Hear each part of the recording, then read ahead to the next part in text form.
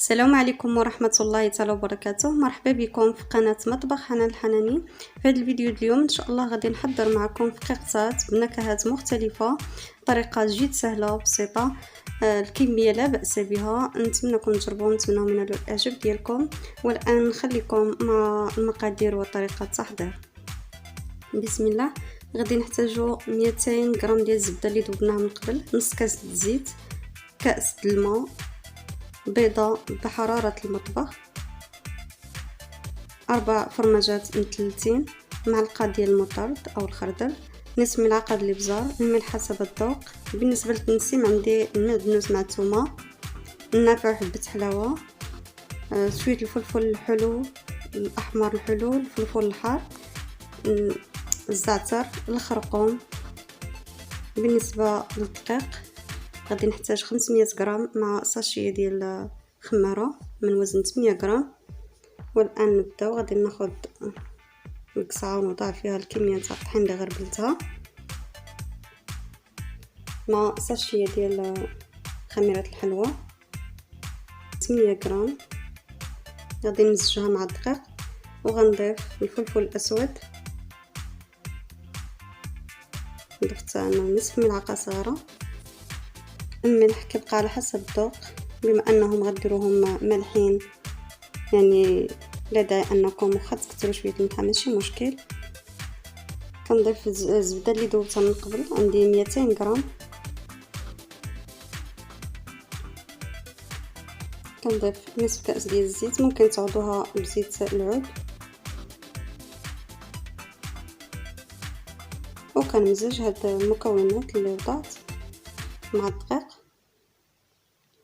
كنحاول نخدمهم بيدي مزيان حتى كنحصل على واحد العجين يكون مرمل. كنخدمهم بيدي هكذا كيف ما كتشاهدوا.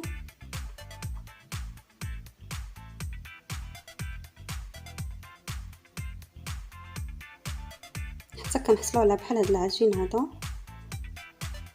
وكنضيف ليه بيضه مع 4 فرماجات مثلثين.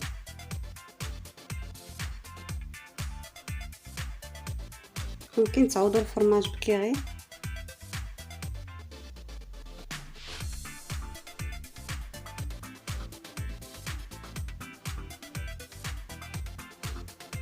كنحاول نخدمهم بيدي مزيان.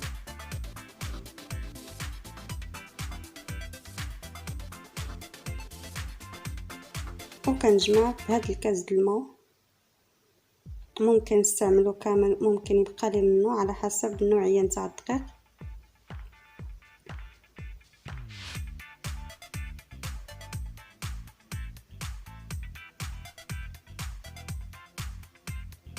كنحاول نجمع العجين بيدي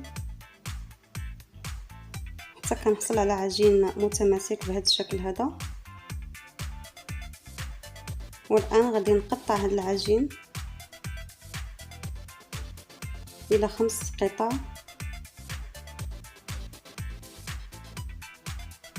لحقاش غنسموهم ب5 نكهات مختلفه. كنحاولوا نضغطوا على العجين بالاصابع بهذا الشكل هذا، وغادي نبدا نقسمهم. الان اولا غادي نبدا بالنافع وحبه حلاوه اللي مدقوقين، يعني بطبيعه الحال منقيين مزيان، وكنحمروهم شي شويه وكندقوهم، يعني كنطحنوهم. كنحاول ندخل هذا النافع وحبه حلاوه اللي ضفت حتى كينسجموا لي مع العجين. كنحصل على لون واحد. كنخدمهم بيدي بهذا الشكل هذا جيدا حتى كينسجموا مع بعضهم.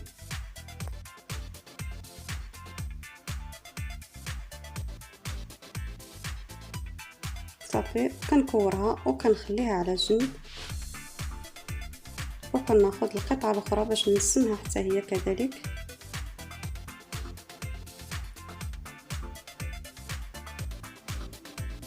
غادي نقسمها بالمعدنوس اللي فرمته رقيق، وضفت ليه السنوف نتاع الثومه هاد النكهة كتجي رائعة.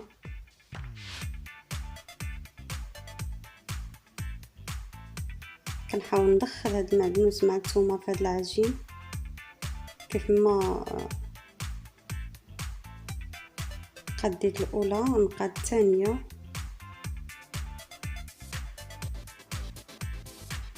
كنخدمها بيدي مزيان.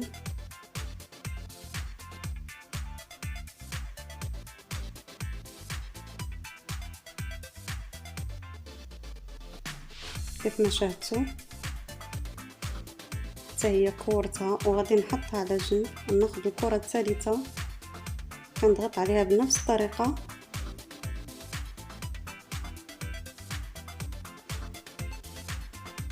وكنوضع فيها واحد الكميه معلقه تقريبا عامره صغيره نتاع الزعتر.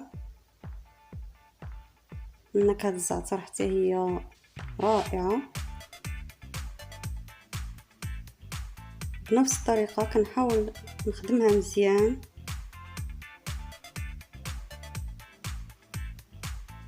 كنجمعها كنكورها ونحطها حتى هي ايضا على جنب، وناخذ الكره الرابعه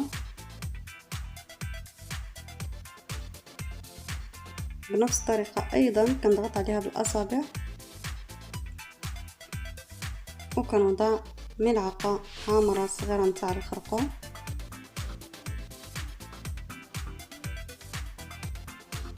مع ملعقه كبيره نتاع المطاط او الخردل.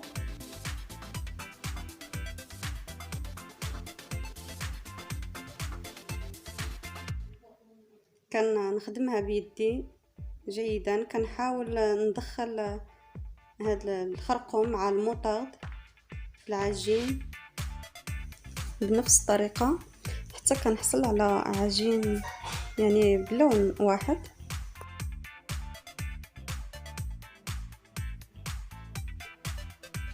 الكره الاخيره بنفس الطريقه حتى هي كنضغط عليها بالاصابع وكنوضع ملعقه عامره صغيره نتاع الفلفل الاحمر الحلو مع نصف ملعقه نتاع الفلفل الحار. ممكن تعوضوا هذه المكونات بالهريسه، اذا عندكم الهريسه ممكن تعوضوها، انا متوفره شويه هذا درت فلفل احمر الحلو مع الفلفل الحار. حتى هي كنخدمها بنفس الطريقه. كنحاول ندخل هاد المكونين في العجين حتى كنحصل على لون موحد بهذا الشكل هذا صافي. والان كندوز باش نشكلهم حرابل. كنقطعهم بالسكين الى قطع متساويه عندهم نفس الحجم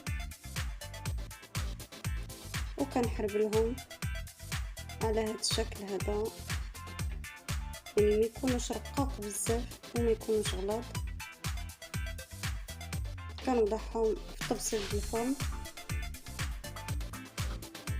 وكنستمر بنفس الطريقه حتى كنحربلهم كاملين العجين اللي عندي بالنكهات كاملين. كنوضعهم في الطبسيل ديال الفرن وكندخلهم الفران تقريبا 10 دقائق من التحت و10 دقائق من الفوق، يعني حتى كيدخلهم الطياب. من كيطيبوا كيجيونا على هذا الشكل هذا وكنقطعوهم بهذه الطريقه. راه ما كيتكسروا ما والو. كنستمر كنقطعهم على هذا الشكل هذا، يعني شكل مائل باش كيعطينا هذا الشكل زوين. كنستمر في التقطيع حتى كنسالي الكميه اللي عندي وكنعاود نرجعهم لطبسيل الفرن، يعني كل نوع بوحدو. كندخلهم الفرن حتى كيتحمروا ويتقرمشوا وكنخرجوهم على هذا الشكل هذا. كيف ما كتشاهدوا كيجيونا بهذا الشكل، يعني مقرمشين محمرين، نكهات مختلفه، قصات، يعني شكل جميل وذوق رائع بنكهات مختلفه. نتمنىكم تجربوهم، نتمنىهم ينالوا الاعجاب ديالكم. بالنسبه لعجبكم الفيديو ما تنساوش تخليو لايك وتعليقات ديالكم. بالنسبه للناس اللي كيشاهدوا القناه لاول مره ما ينساوش الاشتراك بها وتفعيل الجرس باش توصلوا بكل جديد ان شاء الله. والسلام عليكم الى فيديو اخر باذن الله.